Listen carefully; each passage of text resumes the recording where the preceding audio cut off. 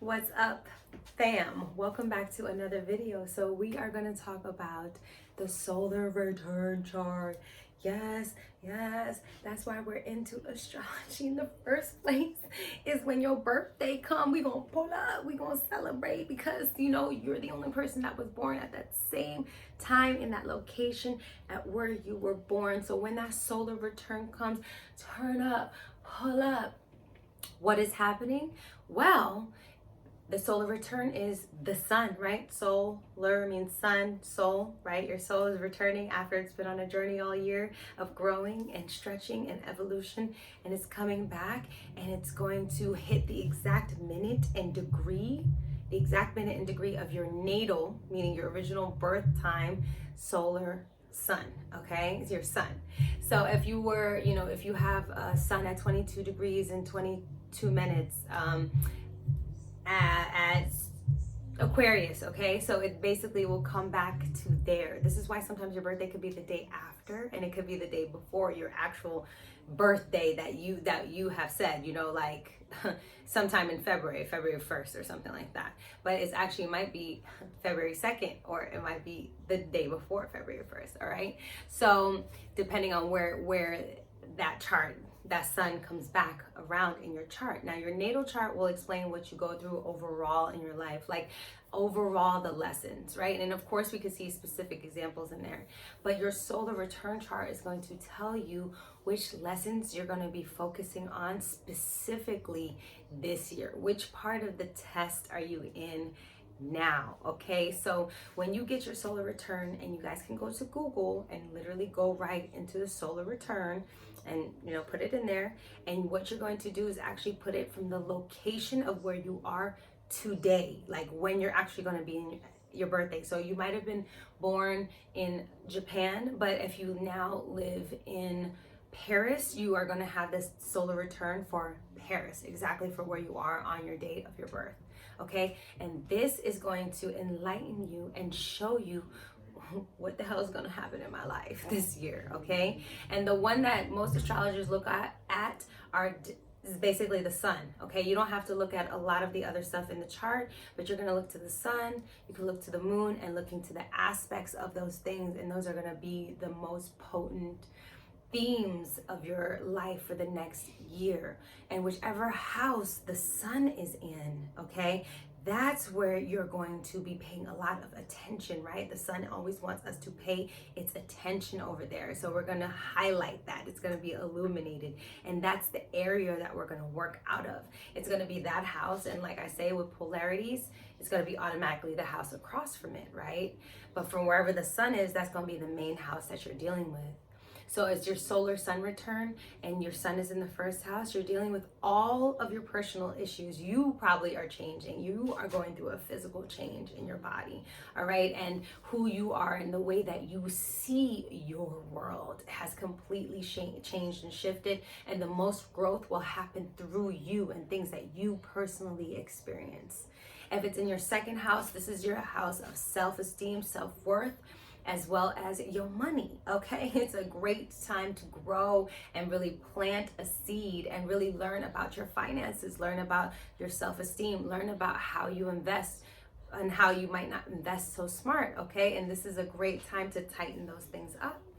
Then the third house is, you're going to be dealing a lot with your skills. You might be getting a new hobby, all right? You might be getting into writing and speaking and really focusing on your efforts and your mental capabilities, and focusing on your mind and your growth there. This can also be growth with your brothers and sisters, or digging into that relationship more, depending on what's there, right? It also could be your aunts and uncles, it could be your cousins, having growth in that area, that growth of familiarity. Also just growing within the neighborhood and within the local community. That's going to be something that's important to you. Then if you have the sun in the fourth house, you're going to be growing literally your home. Your home is going to be growing. This could be a lot of things. You might have a baby. You could be growing in another way. You could have just bought a house or got a new apartment, right? And you're moving somewhere. So this is all fourth house energy. It's going to be dealing with a lot of also roots. It's your internal world and how you feel about your safety, security, and all of your family stuff. Then if you have the sun in the 5th house, this also could indicate perhaps a child might be on the way if you're looking to get pregnant, and or you know, have a kid or adopt a kid, foster a kid, okay? But the sun in the 5th house, this also could be a new creative hobby has come up, or your romance life is being lit up at this point, okay? Because the sun is 5th house. Maybe you're having a little bit more casual sex that year because it is the 5th house, all right? And a little bit more exploration, a little bit more, you know, putting yourself out there and seeing what's going on and exploring your creativity in all kinds of ways, shapes, and forms. This could be from, you know, painting to using your body, like, you know how I'm saying. So then if you have the sun in the 6th house, you know, that's your work. You're focusing more now back on your career, you're focusing on your daily routines, and really your health. Really making sure that your health is in order and your body. You might be going through some ailments or something with your body where it's like, pay attention to me. So definitely with that 6th house, you want to make sure you're paying attention to how you're treating yourself every single day. Is the house of self-care, definitely. Then your 7th house is your partnerships. Okay, this could be potentially a marriage. This could also be potentially a breakup, right? Depending on what aspects your sun is making. But you are definitely focused on your relationship with other people, even building your business relationships, okay? Networking, building your one-on-one interpersonal relationships, and dealing with your friendships too.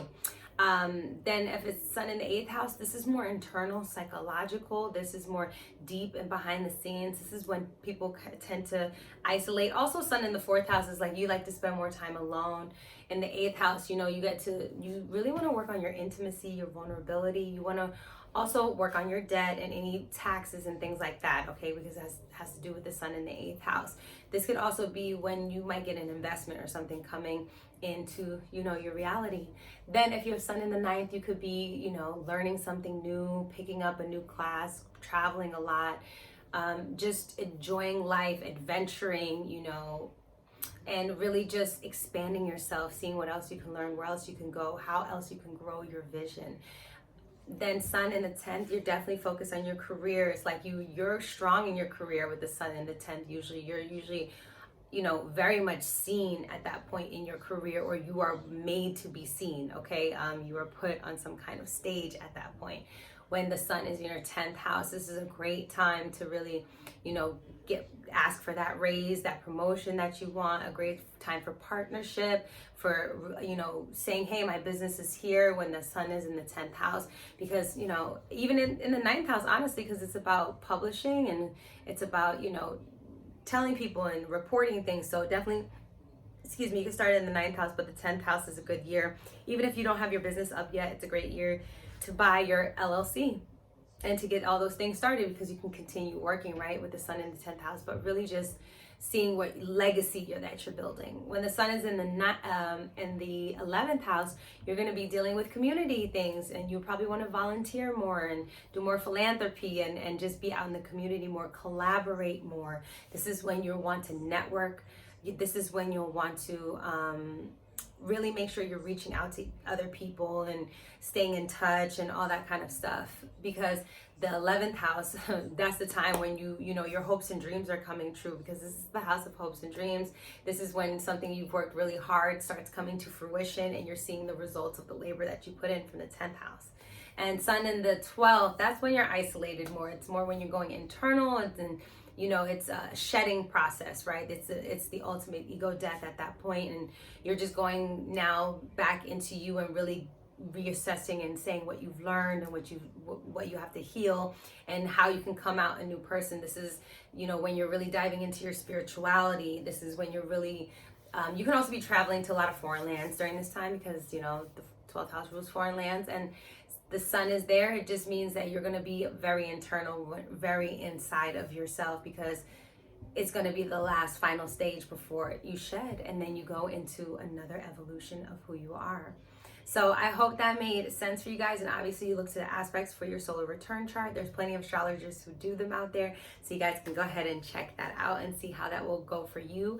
I got mine done for next year, so I'm super excited. Yeah, I hope you guys like this video, and I'll see you in the next one.